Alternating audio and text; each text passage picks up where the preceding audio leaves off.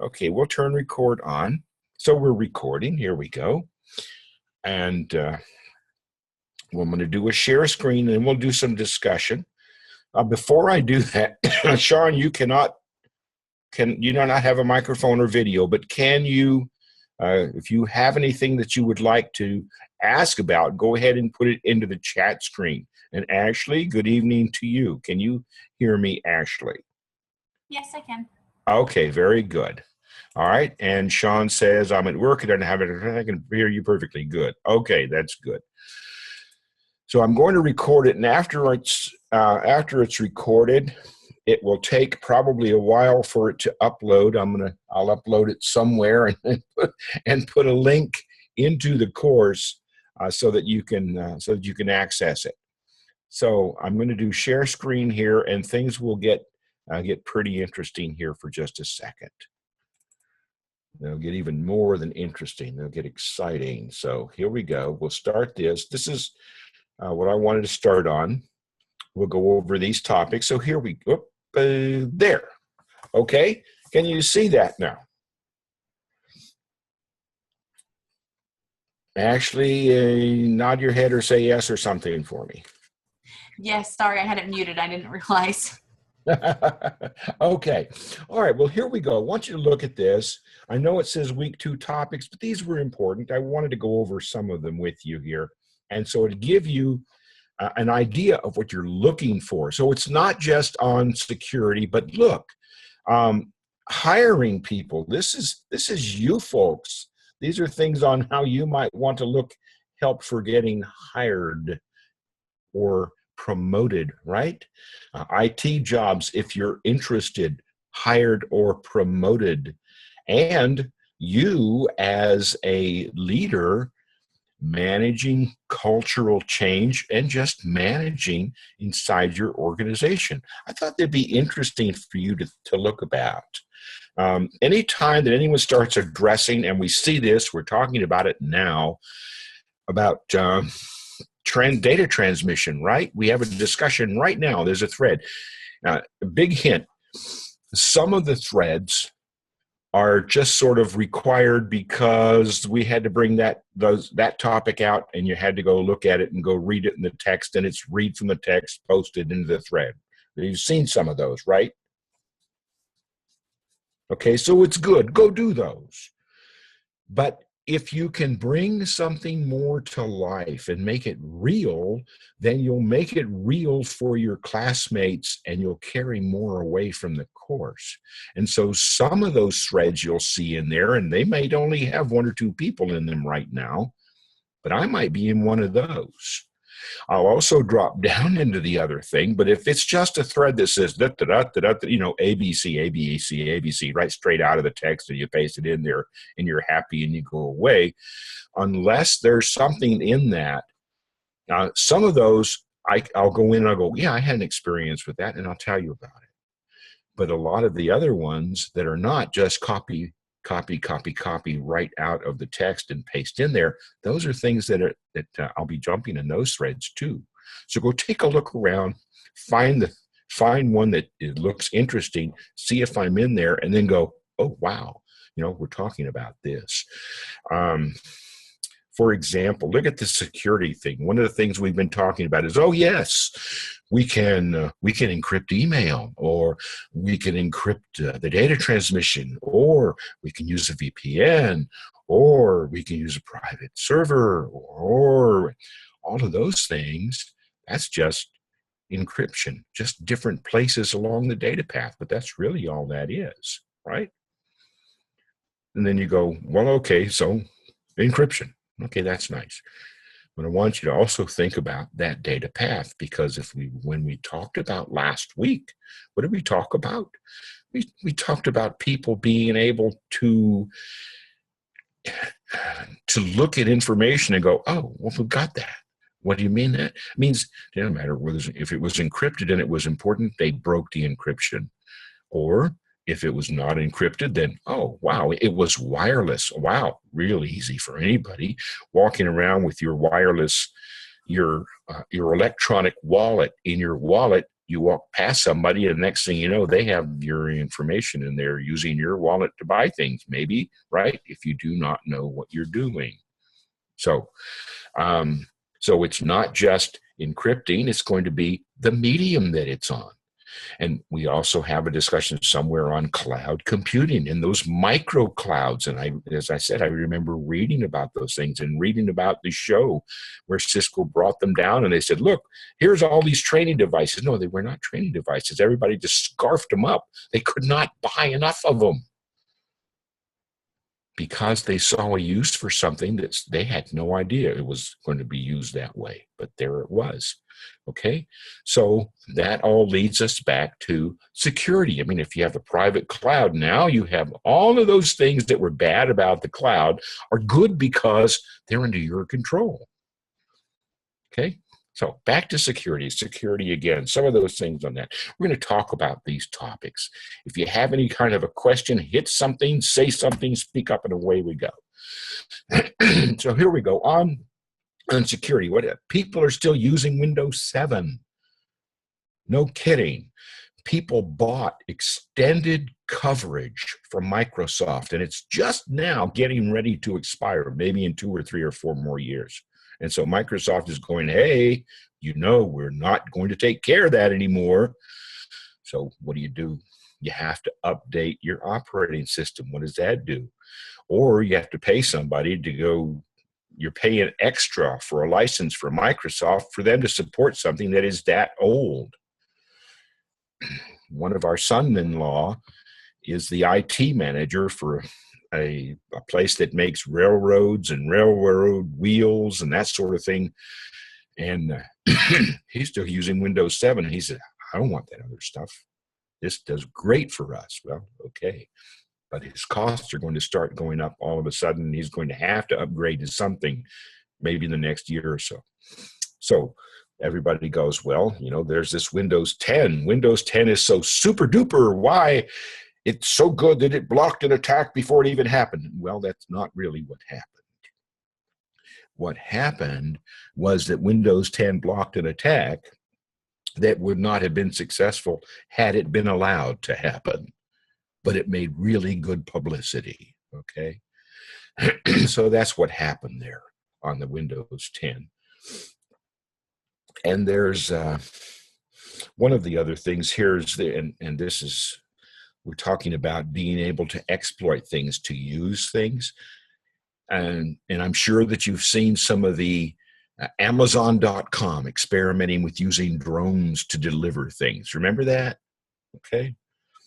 Well, there's a South African company that delivers parcels the same way that Amazon was going to do it.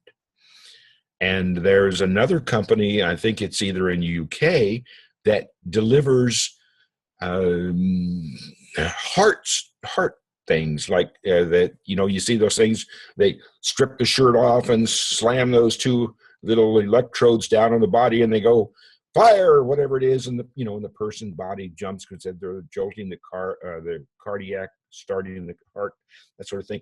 There is a British company that has those things on drones, and somebody calls in on a cell phone and say, so-and-so's having a heart attack. Sure, lo and behold, this drone flies out. It's carrying one of those things. It flies right to the GPS coordinates of the phone, comes down, the person grabs the box and slams it on the person's chest. And so I guess it could be pretty interesting, but that's what they're trying. So how about, let's talk about hiring you, right? Well, what's the deal on this? So if you want to get hired, say you're working in HR, then if you're in HR and you're looking for people, the good people do not want to leave unless they have an incentive. And that means you have to find them and find what it is, and you have to find the way and the places that they go, right? So we've been talking a little bit about the social media. Well, guess what? We've been looking in the class, the social media thing, on how the company can use it. as a prospective job candidate, you can use the social media. Yeah, there's LinkedIn and all of these types of quote unquote, yes, I want you to join my LinkedIn network. Okay, very good. I mean, I get ads from people all over the country. Please join my network. I don't want to join their network. I work for me now. I'm here. Okay. But other people want to do that. Or other people will be following on Facebook or Twitter or some other type of personal contact. And they're going to go, hey, did you hear? Duh. And away you go. Okay, so you use those social media to help you get a job, right? And now we're going to look at it again from both ways. And I did this, and I'm older than a millennial, so here's what I did. Had a university kept saying, we want you to work and get this degree. And I said, no. And they said, we want you to get this degree. And I said, no. And they said, you have money coming to you. You can spend it, and you might as well spend it here and get this degree. And I said, oh. And so what I did was I said, tell you what I'll do. I'll give you a try. And if I like what I have and I'm doing good at it, then I'll go on into the program. So that's the way you get those people to come to work for you. You give them a try. See, how do they fit? It's not just the, the interns. That's great. That's giving them a try, right? But maybe you do not want them as an intern. When I went to work, the company that I went to work for said, this was 1983, something like that, okay? They said, tell you what, you have two options. You can start at this amount of pay, or you can start at this amount of pay, and we'll put you on probation. And at the end of that period of probation, we'll add 1/3 to your pay. What do you want to do? And I said, well, if I fit really well, then all I have to wait is for that probation to go away, and ta-da, at the end of that period of time, I will be making more money than had I started out making more money to begin with, right? So do that with the people that you want to hire. Give them a chance, see how they fit. If they work, great, reward them, go with it. That's the same way you can help sell yourself. When you're in there and you're talking to the HR person, you know, when they're kind of wavering a little bit, well, are we going to hire you or are we going to not? And a lot of them, they'll be very close-lipped and that, oh, I'm not going to say anything, right? Well, you know, say something. Come on, right? Be honest with me, and let me be honest with you. You give me a shot at it, I'll show you what performance you've never dreamed of, or, you know, something like that. And you say, if I fit, look at what you're going to get out of this. Okay. And then here's this other thing, hiring millennials, and the same thing for you. We're going to look at it for both ways here. One, check what that person has done. If they've really looked like they're irresponsible in social media, you know, maybe they are. But then maybe they've grown past that. Maybe. Sort of depends. If they were irresponsible on social media 20 years ago, that's different. 5 years ago, that's different. Last week, not so different, right? And maybe even 5 years ago, maybe not so different. Okay, it depends. Which means build that. If you're thinking about going to work somewhere, then you make sure you leave good social media tracks. Okay? So there you go. That is hiring millennials, 2 directions. Got it? Questions or comments, and then we'll move on. I see nothing typed, so we're going to go. Here we go. Here's this next one. Here are these are the top 10 IT jobs if you're interested, right? And you go, wow, could I do this? Look at the second one. Here's the first one, right? Data scientist. What the holy heck does that mean? What is a data scientist? That's just the person that knows things about big data. That's that analyst person. They call him a scientist, right? So that's somebody that knows about distributed analyzing. Analyzing what? Analyzing data. So a data analyst, they know how to handle things like Hadoop, Hadoop. That's a big data analyzing type tool. They're a data scientist. That's number one. How hard can that be? And then right here, entry-level engineer. Holy Pete, IT job. I'm just an engineer. Well, okay. You're there. That's a job. And then this UX, that's just user interface. You go, how hard can that be? Well, if you know how things would work best or better, and you can work on that interface, then there's a career in designing the interface that other people can work. Okay? And then here, this quality manager, that's that Six Sigma stuff, or just quality, whatever kinds of it is, however they want to use it. And then analytics. Well, look, the manager, that's the person that manages these people. Okay? They know enough about things to make good decisions. And then the sales force, somebody that develops that, all of this, right? You think Salesforce developer is IT? Well, sure it is. They're using the information, using business intelligence. And then security people. Everybody's always excited about security. What the heck is a stack manager? Think about that. What does that mean? All that means is somebody that knows a whole lot about all. They may not even be experts in everything, but they are very conversant in a lot of IT functions. They're the person that when you talk to them, you can understand what they're trying to tell you. Does that make sense? You know, they know a little bit about this and a little bit about this and a little bit about this. And so lo and behold, they can communicate that to the executives, to the other managers, so they know what's going on. That's that stack manager.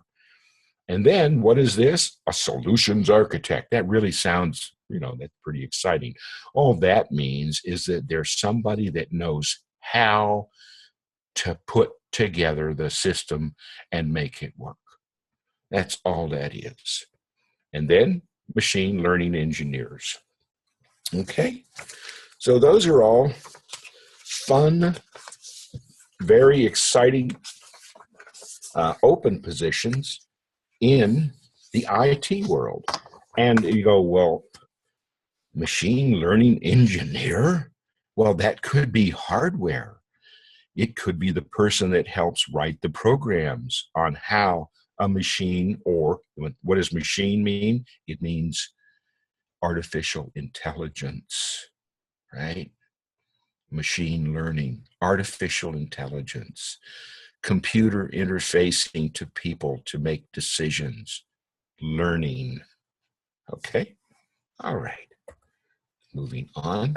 So think about managing culture. This is not just culture. This is just changes.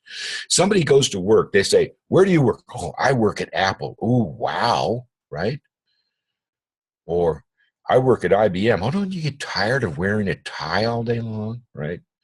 Or I work for the Palo Alto Research Facility. Wow. Or I work for Amazon. So you get one of those places that seems like it's really cool to work there. So how do you handle that? Well, if you're the manager, a lot of those really cool places to work are really not very good places to work for the wrong type of person. They have to have that reinforced. They have to have the manager let them, you really did a good job. You're doing great on this. And a lot of them will just go, right? And we're going to keep going on something. So what does the manager have to do for them? Well, they have to know when they need a break. Well, they're not going to take a break, are they? Because it's exciting. They want to do that. Well, what the manager does is he will reassign them to a different task for a little while. And then they can charge ahead on that little different task, which helps ease the pressure. And it's still cool to work there because it's something new, right? We had guys that were working in RF for the longest time. That's radio frequency stuff. And they were going, I know all about this. I know all about this. I know all about this. And somebody said, hey, have we a deal for you? And they put them to work using lasers. And so they made them transfer what they were normally doing using a radio to using the laser. And they went, wow, this is cool. And wow, they did a great job. I even have an award. They gave me $500. They said I did something good. I have no idea what it was, but they said I did something good. Okay. And other people had awards too. I mean, that was the lowest one they could give. The really top engineers in that effort, they were really well rewarded. So that's what they did. The manager said, let's going to go try something new, expand your knowledge, la, la, la. Now, here's the other thing, and this is really rotten, okay? More than once in a company, there will be 2 or 3 different projects, all kind of working towards the same goal, right? And you go, wasted resources. Well, yeah, it is really, because if the company really knew what they were doing, they would put their energy on the best one, but they may not know. And so what happens is some poor project manager, there might be 3 or 4 project managers with different groups of people all working for them, competing. And you go, hey, what the heck? 3 out of the 4 of us groups are really wasting our time, huh? And so what you do, if you're a manager person, you're going to find out which really the good one. And that's the one you want to go play on. Because yes, you'll get paid for working on the other one, but that's not the point. Remember, you want to keep that pressure moving and you want to keep it cool. And if you feel like you're wasting your time, that's the quickest way to lose somebody that's working for you, right? People you don't want to waste your time. Even if you're getting paid for it, you don't want to waste your time. You want to feel as if you're accomplishing something. And the people that work for you want to feel the same way. So here's another one. And this one I encountered my entire career. From the very first place that I ever worked until I finally told them I had had enough and I retired. You'll go to work somewhere, and Ashley, you might be the manager, the site manager, the leader of 15, 20, 30 people, right? Hurrah, hurrah. Next thing you know, you're reassigned from wherever that was to some other place. And there's already a manager there. You're not going as the manager. You're going to be there as one of the worker bees. Uh-oh, right? It's really not a problem. Because what you do is, at one place, you have one role. At the other place, you may have a more technical, a more experiential, a more something, a different role. And so how do you handle that? How do you know? Because you know later on, the person that you had to talk to about flubbing the dub on whatever it is they were doing, and they blew it, right? You had to talk to them sometime in your career, because you're all going to move around. You might end up working for them. How do you handle that? Here's how you handle that. You talk to them in a way that adds value to their experience so that they understand, not that they did something wrong specifically, even though they might have. And if they did, you say, you did that wrong, right? But how to advance their career, how to make them more valuable. And that way, when you go somewhere and they might be in that position over you, they will keep that perspective. You say, you remember, we talked about this that way. And we'll, oh, yeah, that's right. And then they will most likely or more likely treat you that way. Now, does not hold all the time, but give it a shot. I mean, I had to do that. I worked at one place.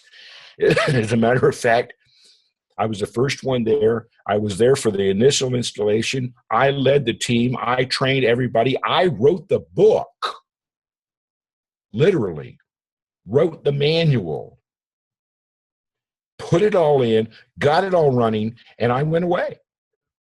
And I went back 15 years later as a worker bee at that same location. I had been managing at other places, but when I went back to that place, I was getting ready to say, well, you know, guys, it's been a good life, and now I want to go have my own. And so when I went back there, they said, we want you to go there. And I said, I do not want to go there. And they said, but we want you to go. And I said, okay, that's your decision. And away we went. And so I went there, and I was not the manager there. And I went to another place where I was not the manager. There were a lot of other people there that were much more senior and more experienced to me than I was. And lo and behold, 3 months later, I was the manager. Okay? And so that's the way you make all of that work. Okay, questions or comments on that? Hopefully you carry this away, because it happens in technical fields. That's the way it works. Okay, questions or comments? This happens a lot in law firms too. I'll bet. With like paralegals, there'll be a high-level paralegal, and if their attorney either resigns or gets terminated, they'll then go back down to being a lower-level paralegal, which affects how they interact with each other. Yeah, and you go, so it all depends on how you worked with your people when you were there, right? And so, yeah, it just happens all the time. Okay, so that's something to keep those processes in mind as you're working.